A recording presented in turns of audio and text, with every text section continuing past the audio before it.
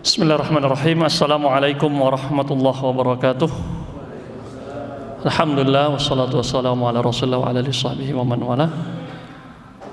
Ayyuhal hudur al-karim, ayyuhal hudur al-kiram, ikhwan akhwat fillah rahimakumullah. Alhamdulillah pada sore hari ini Allah mempertemukan kita dalam sebuah majelis ilmu yang kita yakin ini adalah salah satu raudhatun min riyadil jannah, ya, taman di antara taman-taman surga. Sebagaimana sabda Rasulullah dalam sebuah hadis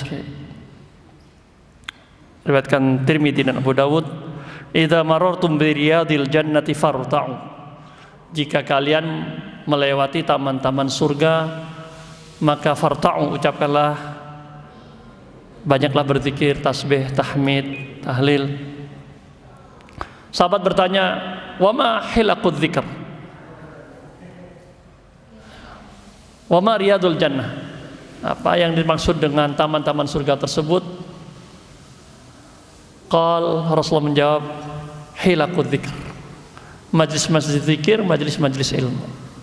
Jadi kalau kita belum sempat ke raudhah yang di Madinah, kita anggap saja ini raudhah juga, Pak. Yang populer kan raudhah yang di Madinah, Pak. Ma baina baiti wa mimbari raudhatun min riyadil jannah. Antara surga dan rumah, antara rumahku dan mimbarku, taman di antara taman-taman surga. Itu yang di Madinah. Nah, kita yang tidak di Madinah, saya pikir bisa membuat taman-taman surga juga dengan majlis atau kajian keilmuan seperti ini. Bapak Ibu hadirin rahimakumullah, seperti tema yang sudah disampaikan, ya, bertamassuk bil Quran, berpegang teguh kepada Al-Quran. Ini ketika kita bicara tamassuk bil Quran, tentu include di dalamnya tamassuk bis sunnah, berpegang teguh kepada sunnah, ya, tidak hanya kita cukupkan dengan Al-Quran tentunya, ya. Jadi kalau kita berbicara berpegang teguh kepada tamassuk bil Quran, yang kita maksudkan juga adalah berpegang teguh kepada sunnah, hadis Nabi SAW. Ya. At-tamassuk bis sunnah masuk include di dalamnya, karena jangan sampai ada sekelompok orang yang merasa cukup dengan Al-Quran, yang kemudian dikenal dengan namanya Al-Quraniyun. Orang-orang yang merasa cukup dengan Al-Quran, Quraniyun, ada di Indonesia, Pak, di Padang, di Sumatera Barat. Bahkan itu yang kita heran juga, lulusan dari universitas di Timur Tengah yang memimpinnya itu. Kita cukup dengan Al-Quran. Kan ada semuanya dalam Al-Quran. Nah, ini kelompok yang disebut dengan namanya Al-Quraniyun, orang-orang yang merasa cukup dengan Al-Quran. Maka itu saya ingin tegaskan ketika panitia memberi judul Tamassuk bil Quran, tentu maksudnya di sini adalah include juga di dalamnya Tamassuk bis Sunnah. Karena tidak bisa dipisahkan Al-Quran dengan penjelasannya, yaitu Sunnah. Allah Subhanahu wa taala berfirman, "A'udzubillahi minasyaitonir rajim," An-Najm, dalam surat An-Najm, "Wa ma yantiqu 'anil hawa in huwa illa wahyu yuha." Ya. Yang disampaikan Rasulullah SAW, ya, wahyun yutla, wahyu yang disampaikan, yaitu Al-Quran. Di rumah Al-Arqam, Ibnu Abdul Arqam, pada awalnya beberapa sahabat pada 3 tahun pertama dakwah Rasulullah SAW, diam-diam berkumpul di rumah Al-Arqam, Ibnu Abil Arqam. Ayat-ayat yang turun disampaikan kepada beberapa sahabat yang masih sangat sedikit waktu itu jumlahnya. Dan sering kita dengarkan, ada orang-orang Quraisy kafir Mekah yang waktu itu nguping, Pak. Saat mereka nguping tidak satu orang, beberapa orang, masing-masing pergi sendiri-sendiri ingin mendengar. Jadi mereka apa istilahnya, Pak? Benci tapi mau gitu, Pak. Apa istilah sekarangnya tuh? Malu-malu kucing barangkali ya. Nggak suka sama Muhammad, nggak suka sama Quran, tapi diam-diam dengerin. Begitu selesai majelis Rasulullah pulang, mereka juga pulang. Ketemu. Berangkat masing-masing, yang orang kafir nih Pak. Bertemu satu sama lain. Dari mana? Dari mana? Jangan ikut hadir majelis Muhammad ya. Pada memperingatkan, tapi pada hadir. Inilah kelebihan Al-Quran. Jadi maka mungkin harapan panitia, kenapa Al-Quran inilah pemersatu kita Pak. Nggak usah kita nunggu ditalkin nanti. Ma kita buka kitabi Al-Quran, ma rasuluka, man rasuluka, rasuli Muhammad, man ikhwanuka. Nggak usah nunggu nanti Pak ditalkin. Dari sekarang kita talkinkan pada diri kita, kitabi Al-Quran, rasuli Muhammad, wa ikhwani, dan saudara-saudaraku adalah al-muslimun, semua kaum muslimin ya. Jadi kajian ini dalam rangka itu tadi, menghidupkan kembali agar benar-benar tidak usah nunggu kita ditalkin Pak. Dan seperti mana dalam surat Yasin, a'udzubillahi minasyaitonir rajim, ayat 70 surat Yasin, liundhira man kana hayyan wa yahiqqal qawlu 'alal kafirin. Al-Quran itu diantara fungsinya memberikan indar, memberikan peringatan bagi orang-orang man kana hayyan. Hayyan di sini hidup apanya? Bukan sekedar fisiknya kan. Ada orang-orang yang fisiknya hidup, sehat alfiat, tapi tidak mengambil faedah dari Al-Quran, bahkan meninggalkan Al-Quran. Hidupnya kabir alaihi arba'an, takbirkan kepada dirinya 4 kali, ibarat sudah tidak hidup Pak. Maka kata Syekh Abu Bakar Al-Jazairi imamnya, salah seorang pengajar di Masjid Nabawi, sudah almarhum beliau, ketika beliau membuat kitab, mengarang kitab Nida'atur Rahman li Ahlil Iman, panggilan-panggilan Allah bagi orang-orang yang beriman. Jadi beliau mentafsirkan ayat-ayat yang dimulai dengan ya ayyuhalladzina amanu. Nida'atur Rahman, panggilan-panggilan Allah li ahlil iman. Kurang lebih 87 ayat yang dimulai dengan ya ayyuhalladzina amanu. Di mukadimah aja beliau mengatakan, kenapa orang beriman itu dipanggil? Dalam Al-Quran tidak kita jumpai Allah memanggil orang kafir. Ada Ustadz, qul ya ayyuhal kafirun, katakan wahai orang kafir. Bukan Allah yang manggil, tapi Allah menyuruh Nabi Muhammad, qul wahai Muhammad, katakan ya ayyuhal kafirun, wahai orang-orang kafir. Pernahkah ada dalam Al-Quran Allah memanggil langsung orang kafir? Ada Bapak Ibu? Sejauh ini saya belum jumpai Allah memanggil langsung orang kafir. Tapi kita orang beriman berkali-kali dipanggil Allah, ya ayyuhalladzina amanu, ya ayyuhalladzina amanu, ya ayyuhalladzina amanu. Kata beliau, li'annal mu'mina hayyun bi imanihi. Karena orang mukmin itu yang sesungguhnya yang masih hidup dengan keimanannya. Wal kafira, sementara orang kafir la hayata lahu. Walaupun dia hidup fisiknya, tidak memiliki kehidupan pada hakikatnya. Maka Allah tidak pernah memanggil mereka.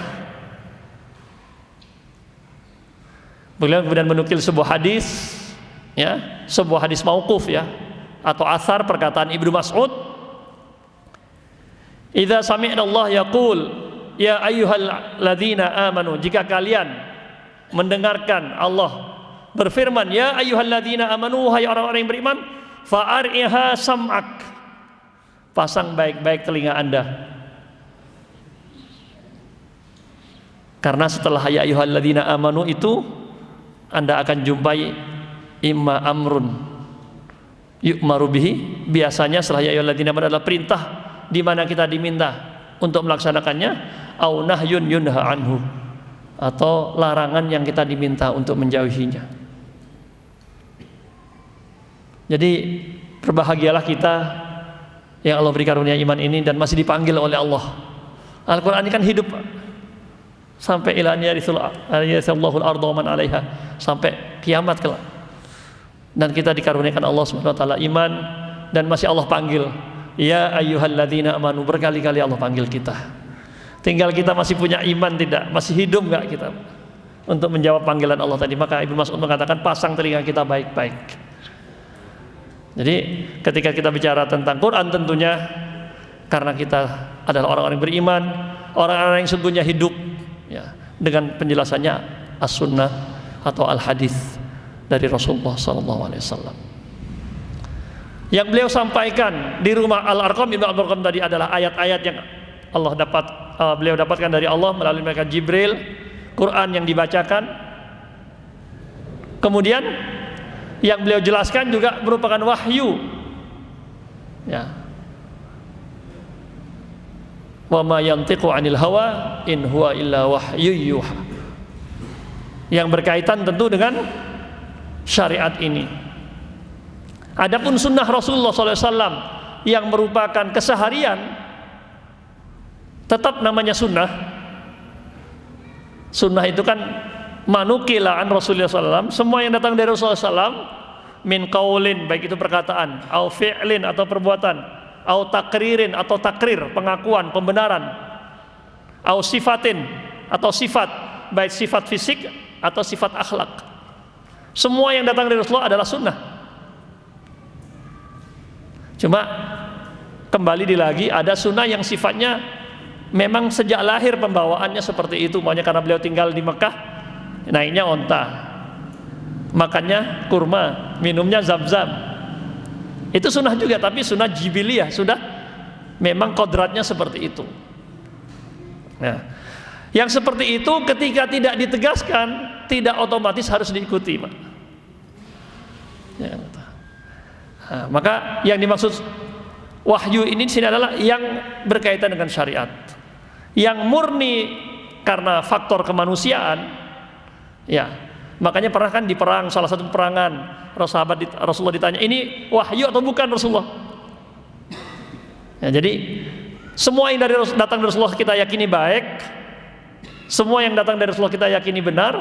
Tetapi ada yang memang ya sunnahnya tadi untuk menjadi syariat bagi kita, ada yang memang sunnahnya tadi ya sesuatu yang baik, tapi ketika tidak ditegaskan tidak otomatis gitu ya, tidak otomatis menjadi sunnah yang seperti yang dicontohkan oleh Ibnu Umar radhiyallahu anhu umpamanya.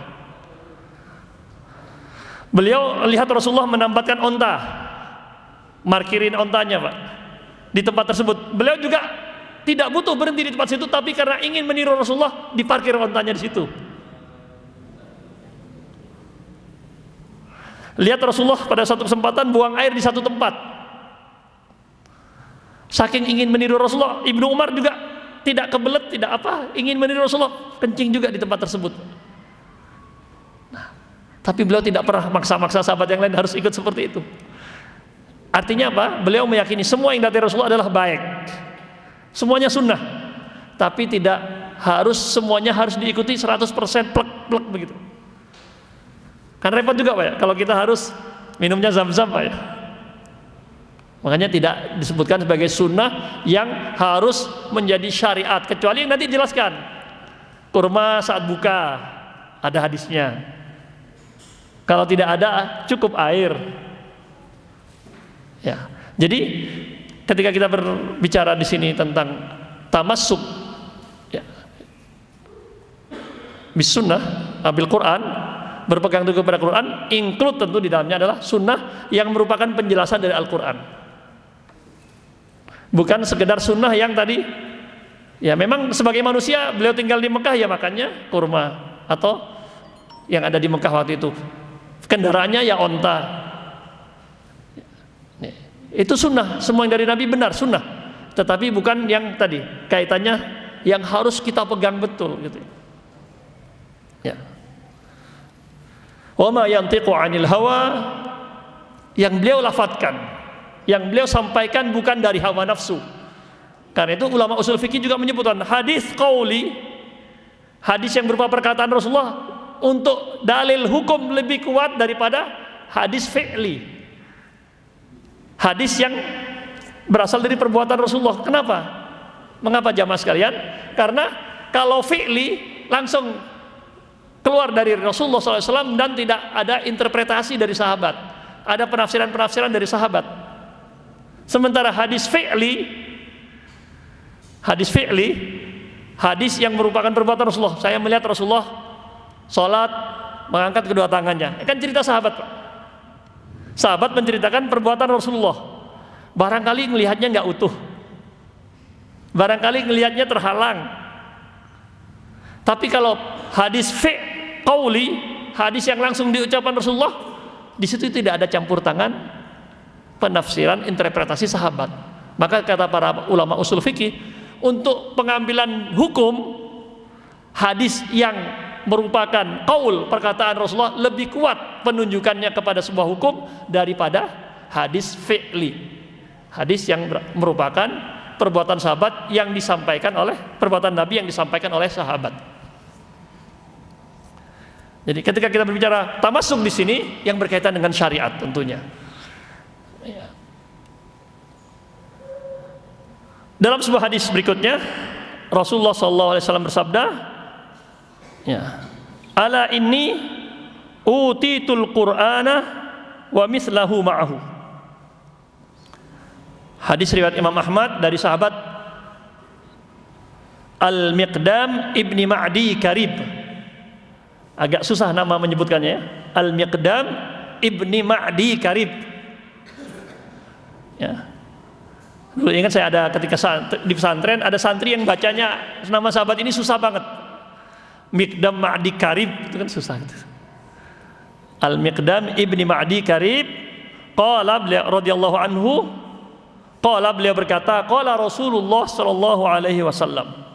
Rasulullah sallallahu alaihi wasallam bersabda, ala inni utitul Qur'ana wa mislahu ma'ahu. Ketahuilah bahwasanya diberikan kepadaku Al-Qur'an dan sepertinya yang semisal dengannya bersama Al-Qur'an. Sebagai penjelasannya itu hadis atau sunnah.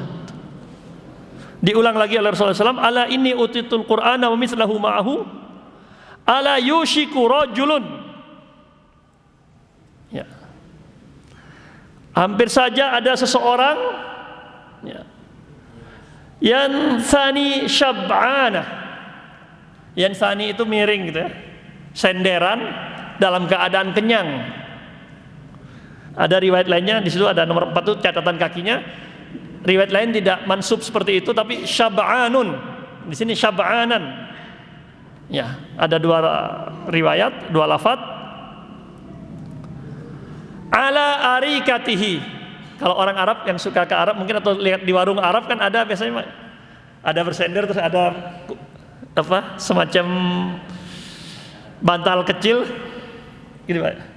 Nah itu muttaqian ala arikatihi, bersender miring begini, itu namanya muttaqian syab'an, muttaqian ala arikatihi. Kalau ke warung-warung Arab, kalau di sini mungkin di Ampel yang banyak ya, di Surabaya itu ada beberapa yang menyiapkan gaya Arab kan, ruang makannya itu. Jadi lesehan, terus ada senderan kayak sofanya itu, terus sebelah kanannya ada kayak bantalnya. Biasanya selesai makan sambil minum teh, nyender begini miring Pak. Ini kakinya diselonjorin. Ya. Yaqulu alaikum bil Qur'an. Ya. Hendaknya kalian berpegang teguh pada Al-Qur'an. Fama wajadtum fihi min halalin fa ahilluhu. Apa yang kalian jumpai dalam Al-Qur'an tentang hukum-hukum, jika itu berkata halal, maka kalian pun hendaknya berkata halal. Wa ma wajadtum fihi min haramun faharrimuhu. Maka kalian hendaknya mengatakan haram. Di Bapak Ibu sekalian jamaah rahimakumullah, ini menegaskan dalam syarahnya disebutkan ala arikatihi. Lanjutnya Ustaz. Ya. Tidak termasukkan ya. Nah, jadi syarahnya disebutkan yang dimaksud bertelekan tadi ke sebelah kanannya sini itu adalah jalisan ala saririhil muzayyan, tadi nyantai di atas tadi, bantal, tempat yang nyaman. Ya. Qala al-Khattabi, Al-Imam Khattabi ini salah seorang pensyarah Sunan Tirmidzi, ahli hadis, ahli ilmu hadis juga, Imam Al-Khattabi ya, mengatakan arada bihi ashabut taraffuh wad da'ati. Yang dimaksud oleh Rasulullah SAW di sini adalah ya, orang-orang kaya, orang-orang ashabut taraffuh wad da'ah, orang-orang yang suka mewah-mewahan, alladzina lazamul buyuta, yang sering di rumah, yang jarang keluar rumah. Ya, dia keluar rumah pun uangnya ngalir terus, maksudnya gitu. Kalau kita nggak keluar rumah nggak dapat apa-apa, Pak ya. Ini orang yang sangat kaya, jadinya sudah nggak perlu keluar rumah, tapi uangnya ngalir terus. Ya. Walam yatlubul ilmah, tapi intinya apa? Karena mewah, cukup semuanya, malas belajar, tidak pergi menuntut ilmu, di rumahnya saja, tidak keluar menuntut ilmu. Walam yatlubul ilma bil asfari ila ahlihi. Hidup nyaman, malas keluar menuntut ilmu kepada ahlinya. Beliau ini mengingatkan tadi, Qur'aniyun tadi, orang-orang yang merasa cukup dengan Al-Quran tadi. Cukuplah, saya sudah tahu Al-Quran, sekarang saya sudah cukup penghasilan, cukuplah di rumah saja, tidak perlu lagi belajar hadis. Padahal Rasulullah menekankan di awal, saya diberikan Al-Quran dan yang semisalnya, yaitu hadis.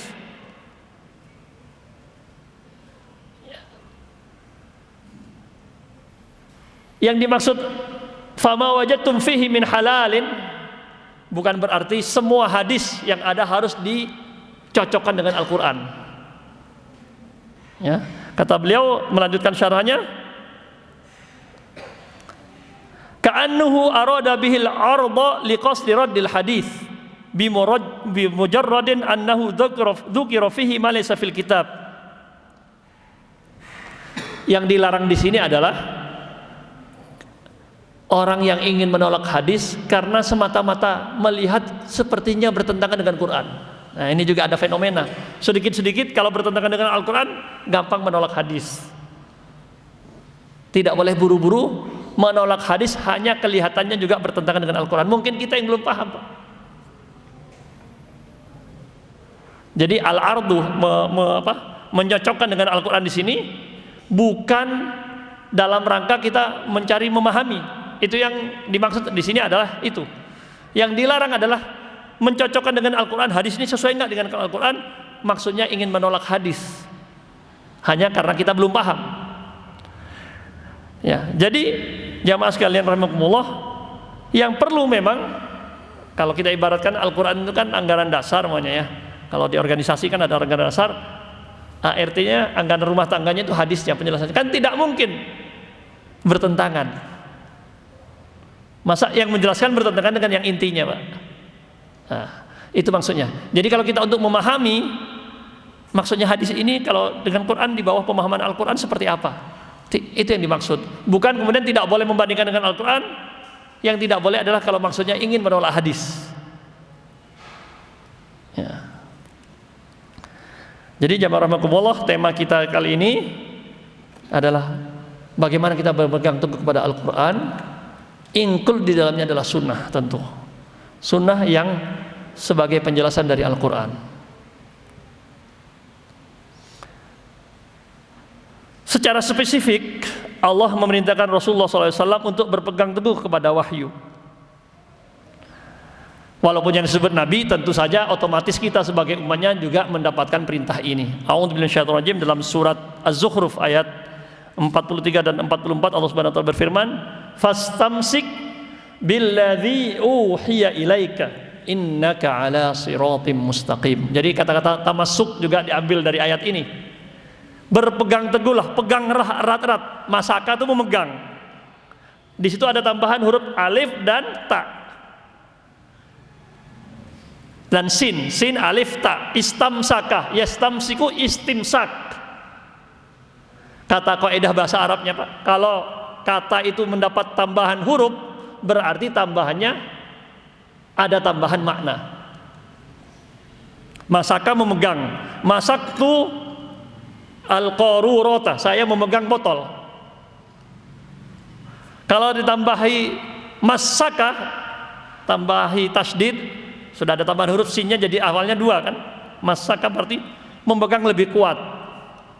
Kalau tambahannya sampai 3 huruf, alif, sin dan ta, istamsaka, pegang teguhlah, peganglah erat-erat betul. Wahai Muhammad, fastamsik billadzi uhiya ilaik, berpegang teguhlah engkau wahai Muhammad. Ini bentuk tasbit, pengokohan, peneguhan dari Rasulullah SAW kepada beliau untuk memegang teguh wahyu. Ya. Fastamsik billadzi uhiya ilaika innaka ala siratim mustaqim. Ya. Sesungguhnya engkau berada di jalan yang lurus. Ya. Salah satu tafsir siratal mustaqim yang kita mohon, ihdinas siratal mustaqim minimal 17 kali dalam sehari itu kan, yang dimaksud siratal mustaqim maksudnya di sini adalah Al-Qur'an. Salah satu tafsirnya. Ya Allah, tunjukilah aku jalan yang lurus, itu jalannya Al-Qur'an. Ya, Syaratul Mustaqim banyak tafsirnya, salah satunya yang maksud adalah Al-Qur'an. Petunjuk Al-Qur'an, manhajul Qur'an. Wa innahu la dzikrul laka wa liqaumika wa sawfa tus'alun. Ya.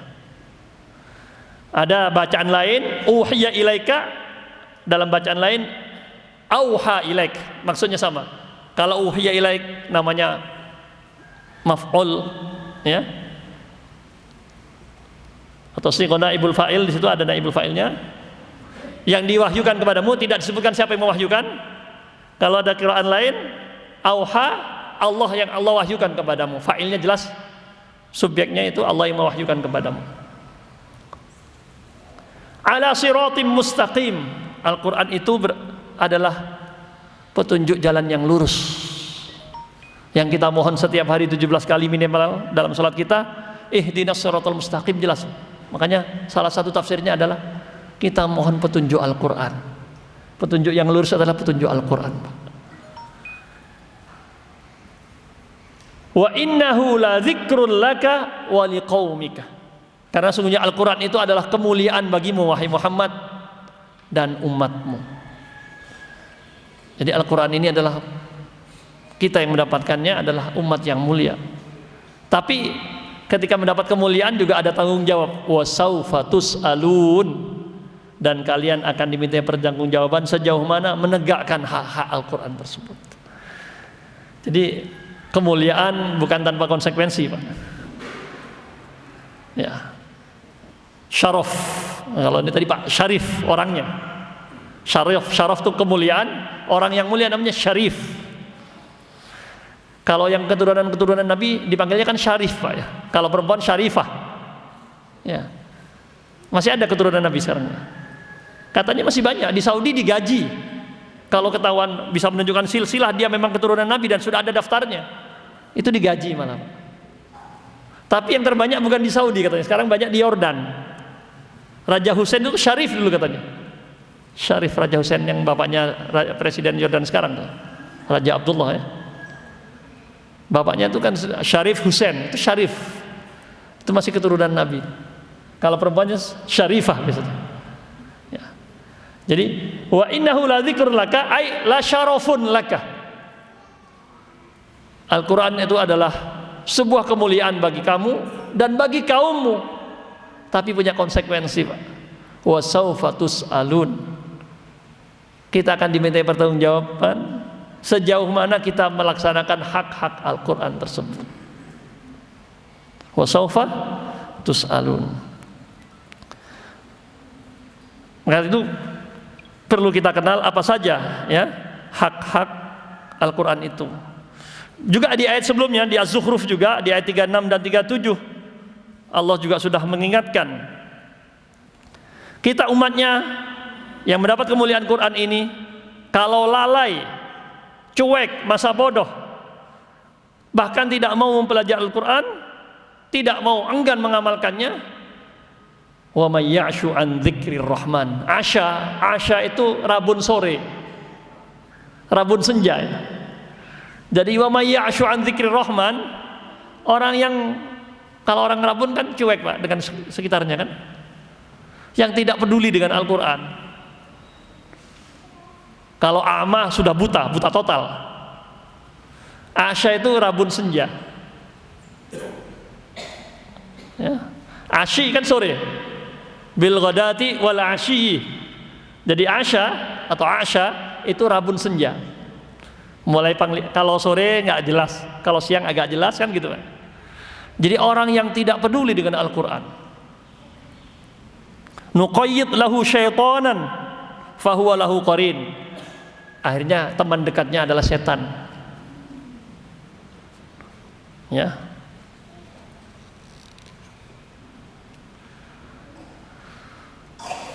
Mereka yang telah mengetahui dan memahami kebenaran Al-Quran tetapi kemudian masa bodoh, pura-pura bodoh ya, ini sudah tahu kebenaran Al-Quran, sudah tahu tadi kemuliaan Al-Quran, tapi tidak mau tahu, pura-pura tidak tahu. Fi dhalalim mubin, tadi dalam tafsirnya dikatakan fi dhalal, karena selalu yang mengarahkan bukan lagi Al-Quran, yang mengarahkan dia adalah setan, korinnya, kawan dekatnya setan. Korin itu kawan nempel, kawan akrabnya setan. Gimana nggak sesat Pak? Kalau petunjuknya petunjuk setan, yang bisikin dia setan terus Pak. Nuqayyid, qayyada yuqayyidu itu apa? Diikat gitu ya. Jadi setannya itu sudah dipilih oleh Allah untuk ganggu dia terus. Maka dalam tafsirnya langsung fi dhalal, orang yang melupakan Al-Quran, pura-pura tidak tahu dengan Al-Quran, padahal dia tahu kebenaran Al-Quran, kemuliaan Al-Quran. Nuqayyid lahu syaitanan fahuwa lahu qarin wa innahum la yasudduna anis sabili wa hum wa yahsabuna annahum muhtadun. Ini yang juga parah, sudah dipalingkan oleh ya, dipalingkan oleh setan dari jalan yang benar, tapi dia masih menyangka di jalan yang benar. Dia sudah tidak pernah lagi berinteraksi dengan Al-Quran, menganggap remeh Al-Quran, cuek dengan Al-Quran, sudah dipalingkan oleh setan, tapi dia sendiri masih merasa benar. Wa yahsabuna, mengira annahum muhtadun, di atas petunjuk Quran ya. Ini musibah tadi, kesesatan ini musibah. Pangkalnya biasanya adalah dominasi dunia, ar-rukun ila dunya. Begitu tafsirnya menyebutkan, pangkal musibah kita mulai meninggalkan Al-Quran ini, itu karena alasan kita sekarang apa Pak? Sibuk. Dominasi dunia itu kan bahasa lainnya sibuk.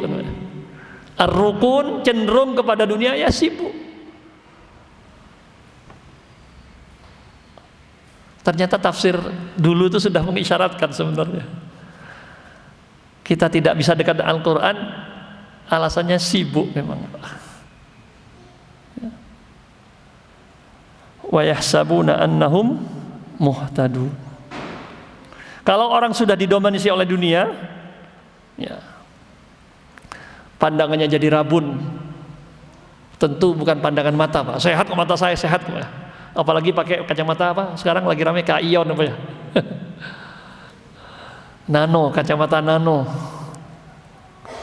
Bukan itu, tapi yang nanti batanya, yang apa tadi, rabun, bahkan buta adalah amal basirah, mata hatinya yang buta Pak. Ya kita lihat sekarang banyak hal-hal yang bikin kita bingung, bikin kita kadang tertawa sendiri, yang tidak sesuai dengan mata hati kita. Ya, yang terbaru kan halal itu, yang kata Al-Quran haram dia halalkan. Kalau kita masih punya basirah, nggak buta, masa menghalalkan yang Allah haramkan? Bukan orang nggak tahu kan Pak, doktor kok disertasi, basirahnya yang buta ini.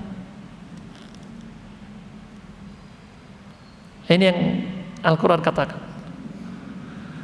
Kalau kita ada cenderung kepada dunia, ya, sibuk alasan untuk dunia, akhirnya mata batin kita, mata hati kita yang mati, yang buta. Saya pikir orang bodoh nggak perlu kuliah tinggi-tinggi. Al-Quran jelas, muhkam, yang namanya haramnya zina itu muhkam, bukan mutasyabih, bukan mutasyabih, pasti sudah haramnya zina itu, dirajam pasti.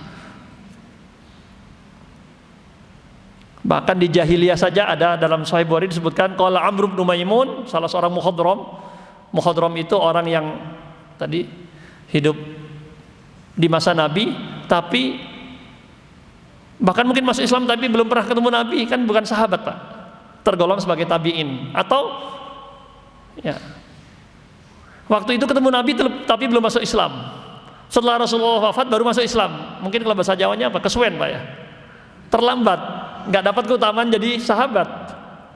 Kok Rasulullah masih hidup nggak masuk Islam, tapi ya, hidayah.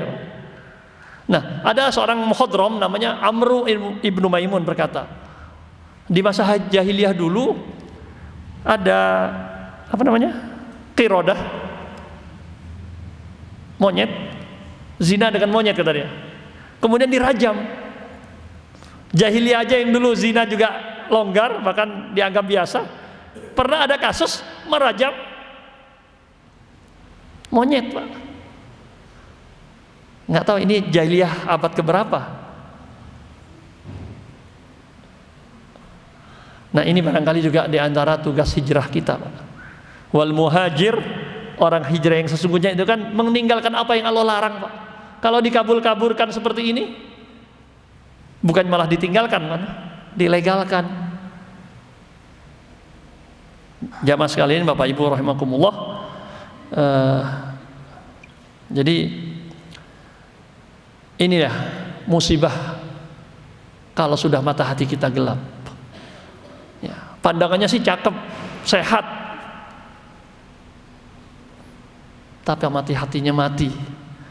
Ya ayyuhalladzina amanu tidak berfungsi lagi, Pak. La taqrabuz zinanya kemana? Jelas-jelas firman Allah dikalahkan hanya pendapat seorang ahli, bukan ahli agama. Syahrur itu bukan ahli agama, teknik ya. Bukan masalah ahli agama atau teknik, tapi jelas-jelas firman Allah, ya ayyuhalladzina amanu, jelas kalau hatinya masih hidup. Ya. Jamaah sekalian rahimakumullah, karena itu mungkin kita lanjutkan, perlu kita kenal tentang kandungan dan karakter Al-Quran, atau bagaimana Al-Quran itu dideskripsikan, disifati, diberikan dijelaskan kandungan dan isinya, karakternya. Fihi naba'u ma qablakum. Ini hadis sebenarnya diambil dari riwayat Tirmidzi, tapi secara ilmu hadis tidak kuat. Ada rawi yang majhul, tapi maknanya bisa kita pakai karena termasuk fadhail lah. Dan Syekh Syarah Sahih Sunan Tirmidzi, Syekh Al-Mubarakfuri tetap mensyarah hadis ini sebagai bab fadhail, keutamaan atau tentang mengenal Al-Quran. Ya, fihi naba'u ma qablakum. Dalam Al-Quran kita jumpai informasi tentang umat-umat sebelum kita. Ya. Informasi tentang Nabi Isa, ayyuhum yakfulu Maryam, siapa yang informasi tentang Maryam. Dari mana kita dapatkan, Pak? Dari Al-Quran. Tentang umat-umat terdahulu, cerita-cerita Nabi terdahulu. Nabi Musa dengan sekali pukul jadi suramadu, Pak ya. Kita kemarin bikin suramadu itu berapa korbannya? Bertahun-tahun. Padahal cuma berapa kilo? 4,5 kilo ya itunya, pas di atas bentangannya itu. Itu Laut Merah berapa kilo, Pak? Saya pernah haji dari Mesir naik kapal laut dari Suez, kalau kita Suez ya, di Mesir ke Jeddah, Kalau nggak salah 2 malam 3 hari naik kapal Pak. Berarti ke Kalimantan atau ke Sulawesi Pak ya, lebih. Nyebrang berapa pulau tuh. Itu sekali pukul jadi Suramadu Pak. Dapat dari mana kisahnya? Di Al-Quran. Orang Yahudi juga, saya pernah lihat filmnya bikin versi lain. Cara mereka juga ada. Bahwa Nabi Musa itu juga dikejar dan tapi bukan jadi jalan gitu, terbelah juga lautnya. Versi mereka. Wa khawaru ma ba'dakum. Ya. Dalam Al-Qur'an kita juga akan jumpai al-umurul atiyah min asyratis sa'ah, tentang tanda-tanda kiamat. Kita akan dapat info dari mana kalau bukan dari Al-Qur'an, Pak? Asyratus sa'ah sugro, ada yang tanda-tanda kiamat kecil, ada asyratus sa'ah kubro, tanda-tanda kiamat besar. Di antaranya kita dapatkan informasinya dari Al-Quran. Ya. Al-Quran sudah mutawatir, pasti sahihnya Pak, sampai kepada kita mutawatir. Kalau hadis tadi kan masih, yang mutawatir berapa jumlah hadis yang mutawatir Pak? Tidak lebih dari 300. Ya, hadis mutawatir tidak lebih dari 300. Ada kitab hadis mutawatir itu 277 hadis. Kalau jumlah hadis kira-kira berapa Pak? Jumlah hadis Pak? Hadis Nabi itu. Ibu, berapa jumlah hadis Nabi itu, kira-kira ada berapa hadis Bu? Hadis Nabi. Kalau Quran kita ketahui 6 ribuan ayat Pak ya, 6.600 sekian ayat. Hadis itu kata Imam Bukhari, saya hafal 700.000 hadis. Kemudian saya saring jadi Sahih Bukhari. Setiap 2 rakaat saya sholat dulu untuk meletakkan sebuah hadis di Sahih Bukhari. Saya istikharah dulu 2 rakaat. Jadi tiap 2 rakaat yakin baru ditaruh di Sahih Bukharinya. Dari sholat berapa rakaat berarti Pak? Sahih Bukhari ada berapa hadisnya Pak? Yang tidak berulang 5 ribuan hadis. Berarti beliau paling tidak sholat kali 2 10.000 rakaat untuk istikharah meletakkan hadis itu. Kalau dengan yang berulang kurang lebih 7 ribuan. Berarti berapa? 1%-nya dari 700.000 ya. Beliau saring menjadi Sahih Bukhari itu Pak. Saya hafal 700-an ribu hadis. Dan beliau tidak mengklaim hafal semua. Anggaplah berarti hadis itu 1 jutaan. Yang mutawatir cuma nggak sampai 300. Yang sisanya namanya apa? Ahad. Hadis yang tidak mutawatir namanya hadis ahad. Berarti ratusan ribu. Sementara Quran yang 6.600 semuanya mutawatir. Itu juga kita belum hafal-hafal Pak ya. Gimana hafal yang ratusan ribu hadis tadi Pak? Ya, tapi nggak masalah, insya Allah pelan-pelan ya. Dengan ya, belajar, mendengar dan seterusnya kita insya Allah. Di antaranya khabaru ma ba'dakum, ini hadis riwayat Tirmidzi. Cuma secara kualifikasi ilmu hadis memang tidak kuat hadisnya. Tapi kita untuk informasi bisa kita pakai. Ya, kita tidak mengatakan hadis ini sabda Rasul bukan, karena tidak kuat secara kualifikasi ilmu hadis. Tapi kita ambil isinya untuk menggambarkan isi Al-Qur'an, kandungan Al-Qur'an. Ya. Jadi kita tidak mengatakan ini hadis.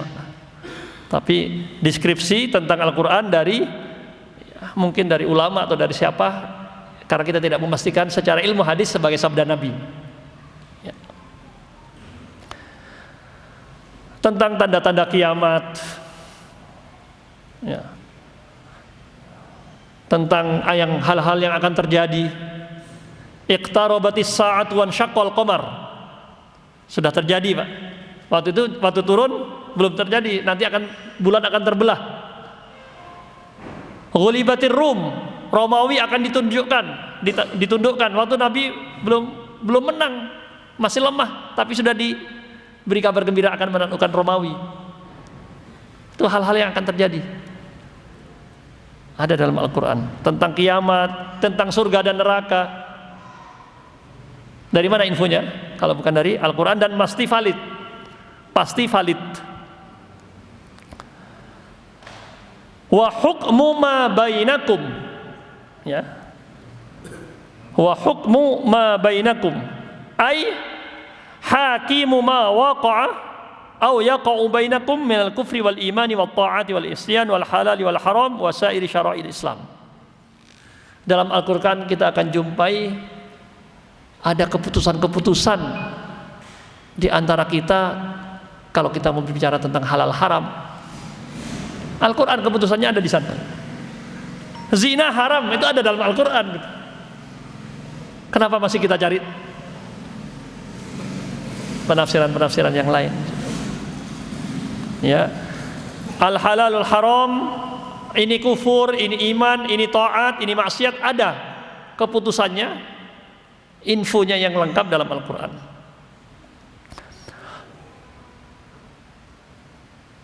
Wa huwal faslu laisa bil hazl, ya.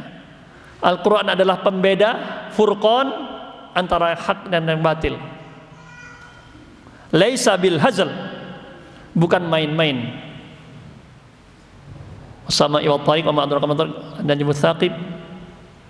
Terus di surat Tariq, in kullu nafsin lamma dha'iqatul maut, gimana? At-Tariq, di surat At-Tariq terakhir. Di surat At-Tariq. Kalau kita bawa Qur'annya bisa sambil dibuka, ya. Wa ma huwa bil hazl. Jadi ambil istilah ini, diambil dari Al-Quran, namanya iktibas. Ada ungkapan-ungkapan kata-kata Al-Quran kemudian diambil, namanya iktibas, mengambil kata atau istilah dalam Al-Quran atau hadis, namanya iktibas. Innahu laqaulun fasl, Al-Quran itu tegas, pembeda antara yang hak dan batil, tidak main-main. Yang menganggap Al-Quran main-main bisa ini Al-Quran ini ada namanya hermeneutika katanya Pak. Hermeneutika itu menganggap Al-Quran seperti karya manusia, silakan dibongkar. Seperti Anda membongkar karya sastra lainnya. Kalamullah disamakan dengan karya manusia. Ditinjau dari ininya, grammarnya, ini dianggap karya sastra manusia. Pertanyaannya, sudah ada nggak mereka yang ribut dengan gender, hermeneutika, punya nggak tafsir utuh dari Al-Fatihah sampai An-Nas? Kalau serius, mana karyanya? Jangan-jangan dicomot-comot yang sesuai dengan keinginan, itu aja ayat-ayat dipilih. Kalau serius mestinya punya tafsir lengkap dari Al-Quran, dari Al-Fatihah sampai An-Nas. Seperti tafsirnya Syekh Sya'rawi, Ta'biri, sudah ada. Tafsir tentang balaghah Kasyaf Imam Zamakhsyari, tentang balaghah Al-Quran. Tentang ilmu pengetahuan ada tafsir Jawahir Tontowi Jauhari. Tentang bahasa maunya Jalalain. Ada karya seriusnya dari Al-Fatihah sampai An-Nas. Mana sekarang karya tafsir orang yang tafsir gender, paling beberapa ayat. Tafsir hermeneutika, ya. Ini bukan main-main. Wa huwal faslu laisa bil hazl. Al-Quran ini tegas, pembeda antara yang hak dan yang batil, bukan main-main. Apalagi dibuat mainan, dibuat sendagurawan.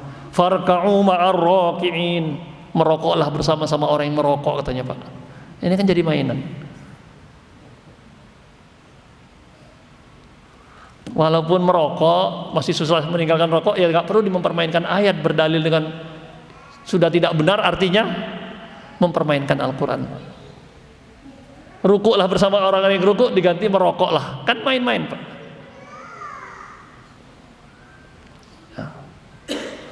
Man tarakahu min jabbar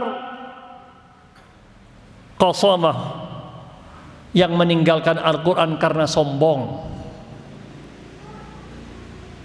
Man tarakahu min jabbar, Ada yang mengatakan apa Al-Quran itu? Banyak ya, mulai banyak di medsos kita ada orang merendahkan Al-Quran. Kalau non muslim nggak ada masalah, kita sayangkan tuh orang Islam sendiri kan menganggap Al-Quran sudah tidak layak, tertinggal zamannya. Man tarakahu min jabbar, yang meninggalkan Al-Quran, meninggalkan iman kepada Al-Quran, tidak percaya kepada Al-Quran, meninggalkan amal dengan apa yang ada dalam Al-Quran, min jabbar, karena sombong. Ya kalau sudah meremehkan, apalah kalau bukan sombong, itu kan meremehkan. Batarul haq, menolak kebenaran dan merendahkan orang lain. Kalau yang diremehkan manusia udah sombong, apalagi kalamullah yang diremehkan, Pak. Sombong fauqa sombong, sombong di atasnya sombong. Makanya dikatakan di sini jabbar, yang meninggalkan Al-Quran dengan penuh kecongkakan, kesombongan. Qasamah, ya.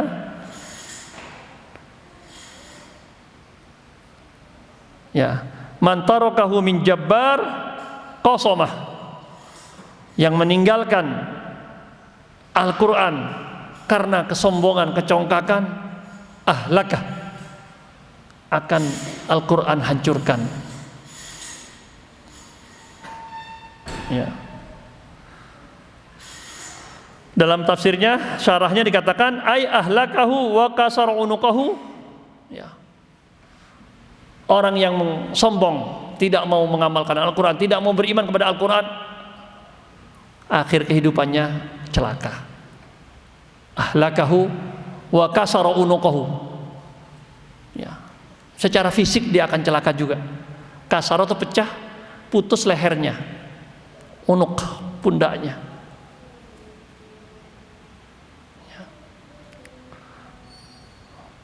Jadi kita tidak memastikan karena ini bukan hadis ya, tapi dia akan celaka lah gitu. Dan bisa kita saksikan ya, banyak orang-orang naudzubillah sampai ada yang syirik. Ada orang dianggap orang hebat, punya kamar di rumahnya, anak istrinya nggak boleh masuk, Pak. Selesai dia wafat, keluarganya bongkar, buka pintunya, apa? Naudzubillah, Al-Quran diberakin, Pak.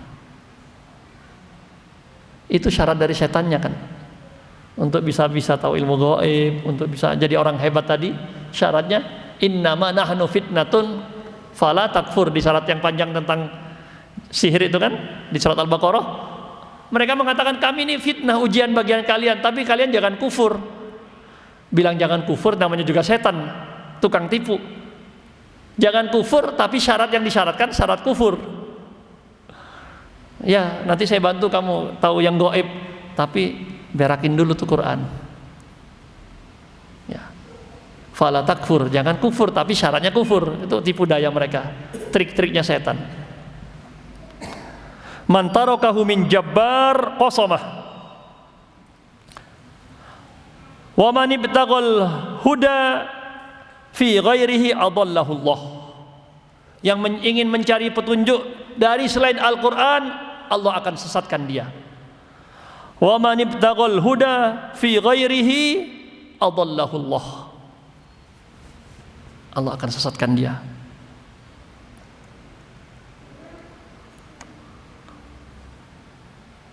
Wa huwal hablullahil matin.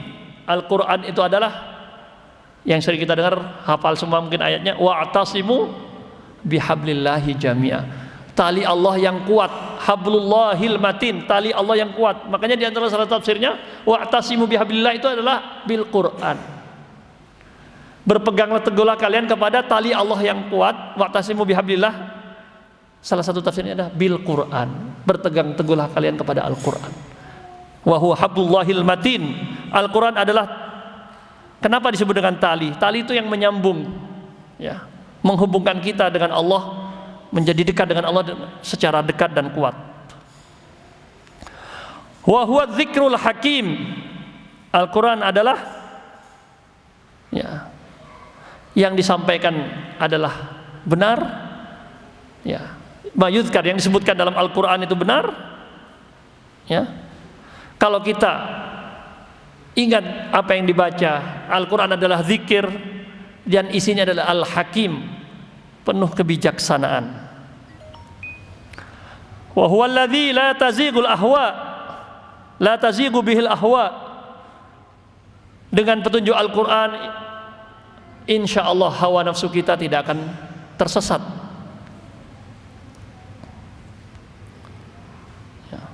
Wala taltabisu bihil alsinah, ya, wala taltabisu bihil alsinah.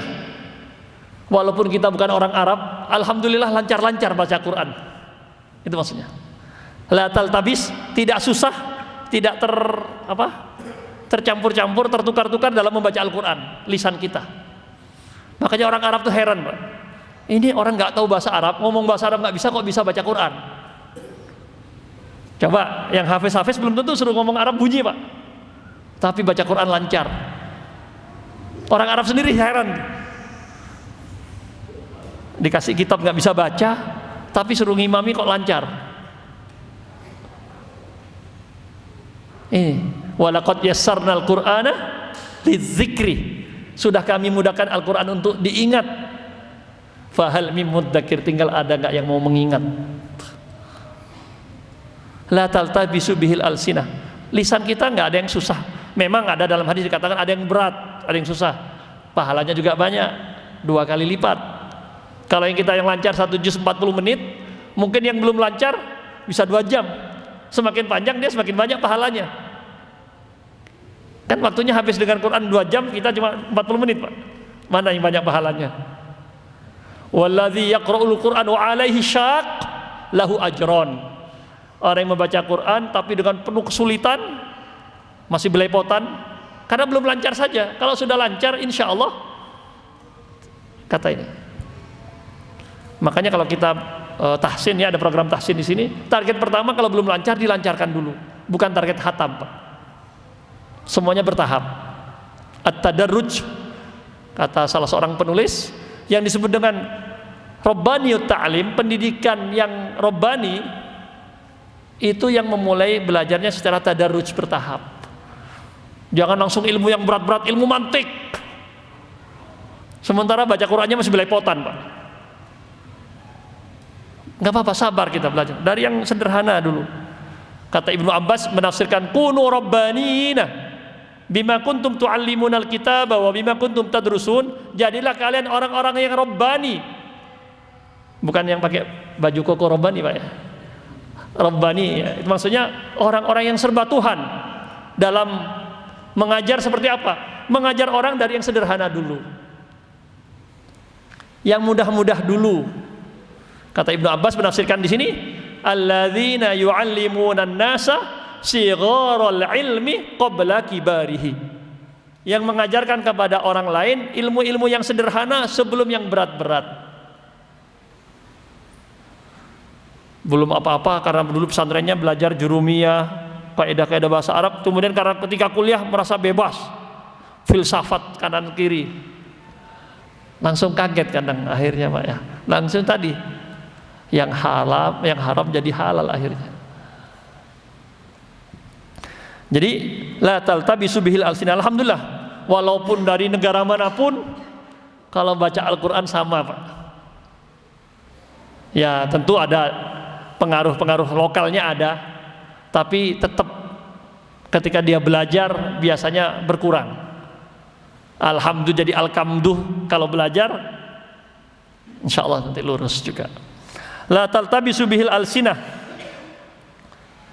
wa la yashba'u minhu ulama.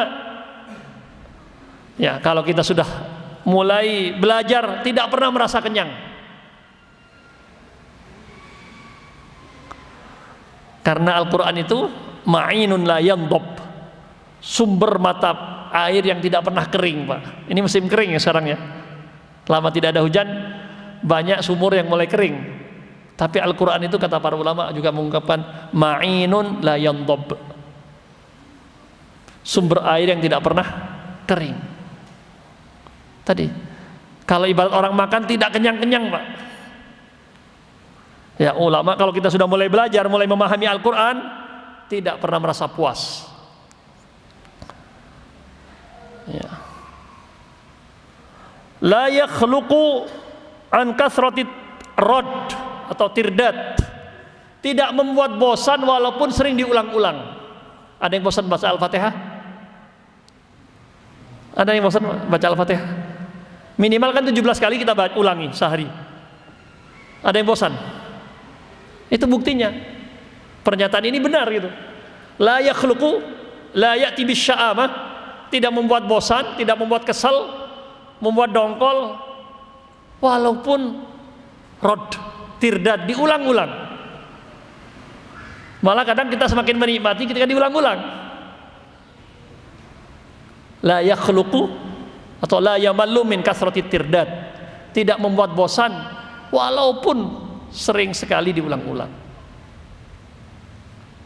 Ada yang bosan Al-Fatihah, Pak? Nggak ada. Bahkan sebentar kita baca Al-Fatihah. La tanqadi ajaibuhu, tidak pernah kehilangan keajaiban-keajaibannya, tidak pernah habis-habis keajaiban-keajaibannya. Sampai jin saja, inna sami'na qur'anan ajaba, kata jin ketika mendengar Quran mengatakan inna sami'na qur'anan ajaba. Bangsa jin ketika mendengar Al-Quran menakjubkan keajaiban-keajaiban yang kami dengar, katanya. Yahdi ila rusydi fa'amanna bihi, isinya petunjuk, kemudian kami beriman. Cuma kita nggak usah maksa berinteraksi sama jin, Pak, ngaku jin muslim, taunya bukan muslim. Kita nggak tahu kan, Pak. Mereka sudah menang 1-0 sama kita. Innahum yaronana, mereka melihat kita, walam narahum, kita tidak bisa melihat mereka kan. Ya, kalau berinteraksi dengan mereka kita sudah kalah 1-0, kalah start. Ya, pikir tidak perlulah coba-coba berinteraksi jauh-jauh dengan jin itu. Dia ngaku jin muslim, apa benar, Pak? Ibu, saya jin muslim, saya bantu. Betul nggak? Dari mana kita tahu dia jin muslim, Pak? Walaupun di Al-Quran menegaskan ada jin muslim. Karena tadi fa'aman nabihi, kami mendengar Al-Quran yang penuh keajaiban-keajaiban itu. Fa'aman yahdi ila rusydi fa'aman nabihi. Ya, 13 lanjutannya, 14 sama dengan yang 13 ya. Jadi jin saja takjub dengan Al-Quran. Man qala bihi shadaq, kalau kita berkata, memberikan kabar apa yang ada dalam Al-Quran semuanya adalah benar, jujur, tidak ada dalam Al-Quran itu kebohongan. Man qala bihi shadaq, man akhbara bihi shadaq, pasti benar dan jujur. Wa man amila bihi ujirah, jelas, yang mengamalkan Al-Quran akan dibalas dengan pahala sebanyak-banyaknya. Membacanya saja kita sudah dibalas, apalagi mengamalkannya. Wa man hakama bihi adal, ya, kalau kita menggunakan hukum Al-Quran dalam menghukumi sesama manusia, pasti hukumnya adalah hukum yang adil. Wa man da'a ilaihi hudiya ila siratim mustaqim, yang mengajak kepada Al-Quran, berdakwah dengan dakwah Al-Quran, pasti dia mengajak ke jalan yang lurus. Sampai sini hadis Imam Tirmidzi-nya secara kualifikasi tadi tidak kuat, tapi kita pakai untuk fadhail dan mendeskripsikan Al-Quran tadi.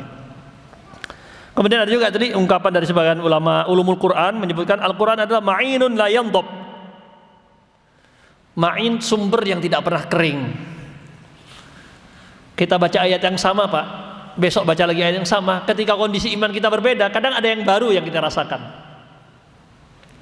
Ayat ini sudah saya hafal atau saya tahu, tapi ketika kita kondisi bacanya berbeda, ada inspirasi baru, ada makna baru yang kadang kita rasakan. Pernah merasakan seperti itu, Pak? Ya, insya Allah.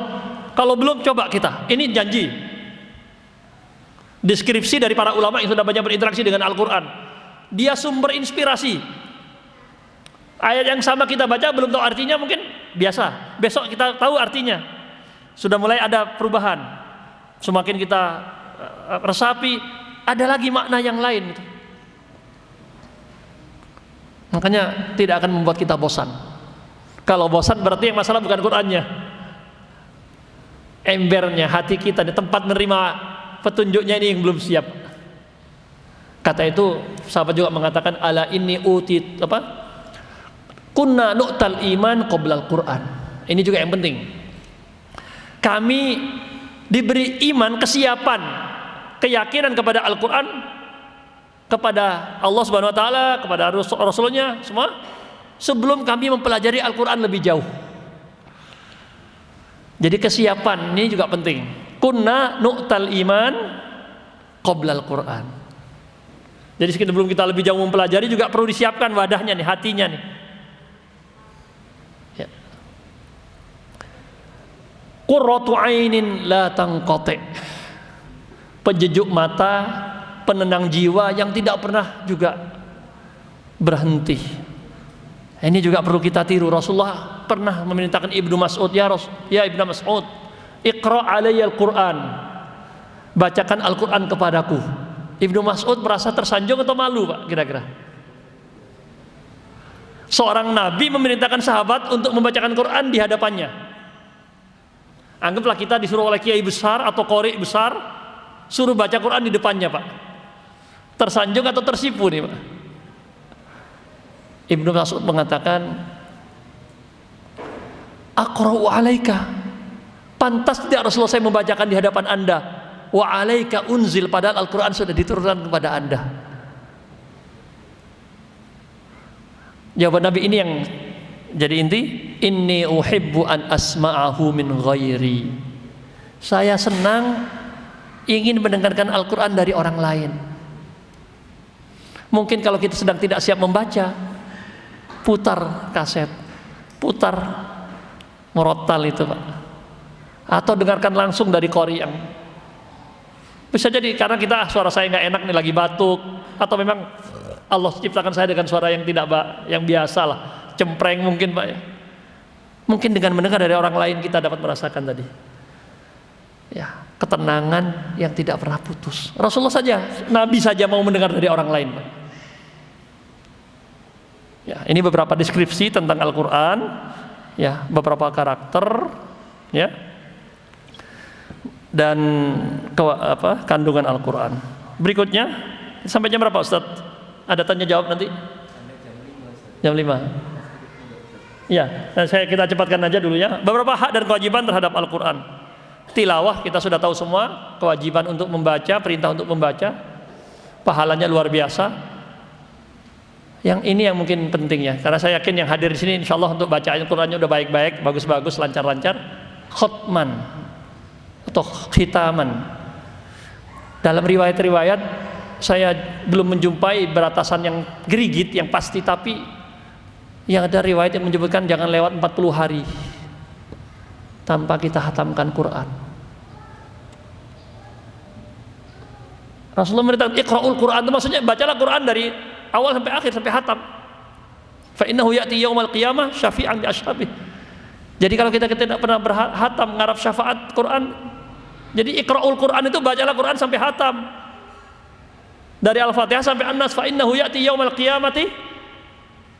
Nanti yang memberi syafaat Quran yang kita hatamkan. Kalau enggak kita hatamkan, kita harapkan syafaatnya, ya mungkin ngasih syafaatnya dikit, Pak. Ini iqra'ul Quran itu maksudnya bacalah sampai hatam. Fa innahu ya'ti yaumal qiyamati syafi'an li ashabihi.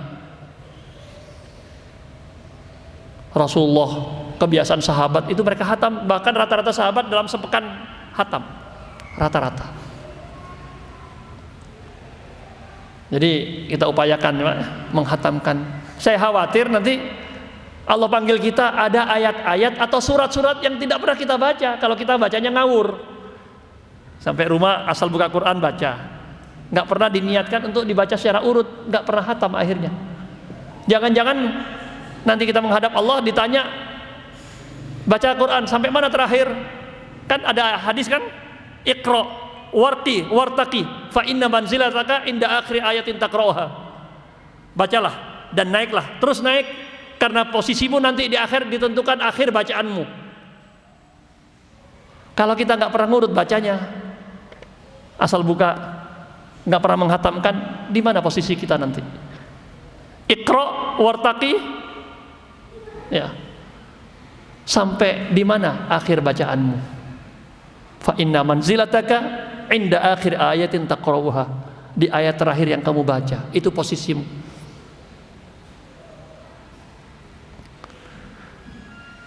Terus kalau kita baca bareng-bareng ini bisa dibilang hataman nggak, Pak? Bapak juz 3, yang ini juz 5, semua sampai 30. Hataman nggak, Pak? Kan ada ya, kumpul-kumpul dikasih Quran per juz ya, Pak ya? Ngacak aja, yang penting 30 juz terbagi. Itu bisa dibilang hataman. Mau nggak, Pak, dijawab, Pak? Saya sambil minum dulu, Pak. Dan sering ya, kadang ada kumpul-kumpul dibagi Quran per satu juz. Iya, hatam dibaca 30 juz, tapi apakah bisa dibilang hatam? Hatam dibaca 30 juz, tapi kan yang ini juz 30, yang ini juz 20. Kalau bacanya urut dan didengar, itu yang disebut ulama hatam. Bapak Al-Fatihah 1 juz, terus ta'awud, kemudian Bapak juz kedua, dan menyimak. Walaupun tidak membaca, tapi menyimak dianggap membaca. Itu kita bisa. Jadi semua yang hadir sampai juz 30 ada terus, walaupun tidak membaca, mendengar, itu yang dianggap hatam semua. Berarti kita semua yang hadir dan membaca itu dan mendengarkan, itu dianggap hatam. Tapi kalau dibagi tadi, ini hatam juz 30, yang ini hatam juz 15, nggak bisa digabung ya, Pak. Ini mungkin juga penting, karena ada di tempat saya tiap Kamis Legi ya, Kamis Manis, hataman di masjid. Tapi yang baca ganti-ganti, nggak tahu tuh, sampai selesai memang dari Al-Fatihah sampai dibaca 30 juz betul. Tapi apakah itu bisa dikatakan hatam untuk orang itu ya? Karena yang baca gantian, pergi datang. Kalau dia dengarkan, itu bisa dikatakan hatam. Terakhir terkait hatam Quran ini,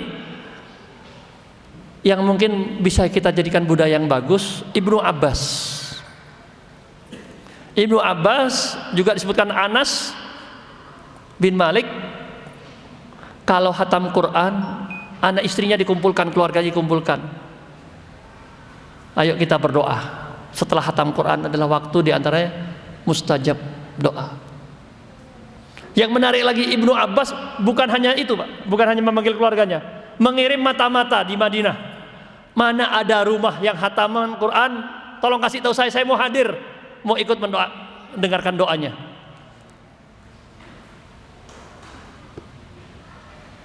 Mungkin kalau di sini Sekardangan ini, mana rumah yang biasa hatam Quran, pas hataman segitunya semangatnya tuh, ingin hadir di doa yang orang hatam Quran. Ibnu Abbas yang kita kenal sahabat yang habrul ummah, tintanya umat ini, turjumanul Quran, ahli tafsirnya Quran. Dan yang penting untuk keluarga kita, kalau tiap bulan kita hatam atau 40 hari sekali kita hatam, anak istri kita kumpulkan, nggak usah disuruh ngaji. Oh, abi saya, bapak saya tiap bulan berarti hatam Quran. Ayo kita baca doa. Kalau sudah jadi kebiasaan kita, insya Allah positif itu.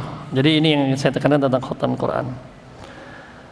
Yang lain karena waktu ya, kita cepat saja. Hifdzon sudah banyak sekarang, alhamdulillah. Ada 1 RT 1 hafiz semuanya. Kalau satu rumah mungkin masih berat, 1 RT 1 hafiz, bagus ya. Kalau satu rumah mungkin berat, 1 RT ada 1 hafiz. Kalau bisa nanti ke depan 1 rumah. Ya, insyaallah sudah mulai banyak gerakan-gerakan itu. Kemudian kewajiban yang ada fahman wa tadabburan wa tafsiran, ini juga yang perlu kita, ya ini mungkin salah satunya fasilitasnya oleh KIIC ini kan, Kajian Islam Intensif Cordoba, ini dalam rangka tadi memberikan kita fasilitas untuk tadi memahami, mentadaburi dan bisa menafsirkan memahami tafsir Al-Qur'an. Yang ketiga, ta'liman wa nashron atau dakwatan wa difa'an. Nah ini difa'an, kita harus bela memang ketika Al-Quran dilecehkan, ketika Al-Quran haram zinanya dibilang tidak haram, Harus kita harus kita bela. Kalamullah harus kita bela. Mungkin bisa kita tambah juga wahtiraman, penghormatan, pemuliaan kepada Al-Quran. Ada hadis melarang jangan membawa Quran ketika berperang ke tempat musuh. Khawatir Qurannya nanti jatuh atau kalah di tempat musuh, jadi diinjak, dihinakan. Jangan bawa Quran ila ardil adu, ke bumi musuh, daerah musuh. Sampai seperti itu. Baik, sampai di sini. Ini sebagai penutup saya sampaikan beberapa model tafaqquh. Kan tadi poinnya baru tamasuk bil Qur'annya. Tafaqquh fidinnya poinnya mungkin ini saja. Ya. Beberapa model tafaqquh ala sahabat.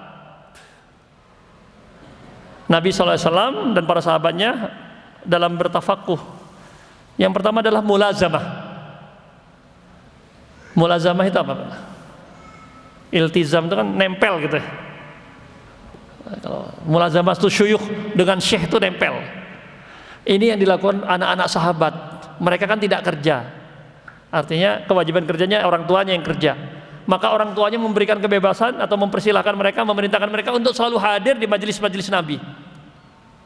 Makanya bapak-bapak, ibu-ibu lihat sahabat yang banyak meriwayatkan hadis kan yang muda-muda, Ibnu Umar, Ibnu Mas'ud, Abdullah bin Amr bin As, karena mereka fokus belajar, mulazamah, hadir terus ke majelis Rasulullah SAW. Kemudian model yang kedua at-tanawub, bergantian. Kata Khalifah Umar bin Khattab, kuntu ana wa jarun li yatanawabun nuzula ila majlisi Rasulullah SAW. Saya dan tetangga saya yang namanya Idban bin Malik bergantian datang ke majelis Rasulullah. Karena nggak bisa tiap hari, kami kan kerja. Kalau saya yang berangkat, sorenya saya transfer ke tetangganya. Kalau tetangganya yang berangkat, Idban bin Malik berangkat, sorenya ditransfer ke saya. Jadi walaupun tidak hadir tiap hari, tapi informasinya nyampe, Pak. Ilmunya nyampe. Jadi, lihat semangatnya sahabat. Kata Umar, saya ada berapa hal juga nggak tahu. Alhanis safqu fil aswaq. Saya sibuk transaksi di pasar. Bisnis juga. Umar ini, Pak. Jadi kita para orang tua yang memang tidak sempat bisa menemukan model ini. Ya, kalau tadi ada Sabtu Ahad pilihannya, ada Senin Selasa. Kalau nggak bisa hadir tiap Sabtu Ahad, mungkin ada yang tetangga betul. Satu bisa Sabtu, satunya bisa Ahad, gantian, tapi ditransfer. Boleh ya, diterima mahasiswa model ini, mungkin bisa diterima daripada tidak sama sekali. Kesungguhan ini kan juga insya Allah ada pahalanya sendiri. Itu Umar seperti itu, nggak bisa hadir tiap hari ke majelis Rasulullah, gantian dengan tetangganya. Kuntu ana wa jaruni. Yang ketiga ini Ad-Dirasatul Mukatsafah. Setelah tahun 9, tahun 8 Mekah ditaklukkan, tahun 9-nya banyak suku-suku masuk Islam. Yadkhuluna fi dinillahi afwaja. Berbondong-bondong masuk Islam, di antaranya ada namanya Bani Tsaqif. Qabilah Tsaqif dari Taif. Mereka datang ke Madinah dengan sukarela. Datang ke Madinah, mau tinggal di mana? Rasulullah bikinkan kemah di masjid. Mereka baru masuk, ada yang sudah masuk Islam, ada yang baru mau belajar, tapi sudah cenderung kepada Islam. Biar mereka mendengarkan Al-Quran, melihat cara sahabat sholat. Tinggal di masjid berapa hari? Ada yang riwayat menyebutkan 20 hari. Berapa utusan-utusan dari orang-orang yang baru masuk Islam itu kajian intensif. Tinggal di masjid. Apa kalau sekarang mungkin daurah berapa hari di masjid. Nanti mereka pulang. Ada juga dengan cara irsalul muallimin, mengirim sahabat sebagai pengajar ke suku-suku yang jauh yang tidak sempat datang, Rasulullah mengirim. Jadi bisa juga gurunya yang datang. Wallahu taala alam, barangkali karena keterbatasan waktu kita, mudah-mudahan bisa kita lanjutkan dengan sedikit diskusi atau tanya jawab, dan mudah-mudahan Allah memudahkan saya untuk bisa menjawabnya. Jazakumullah khairan. Wa'alaikum. Assalamualaikum warahmatullahi wabarakatuh.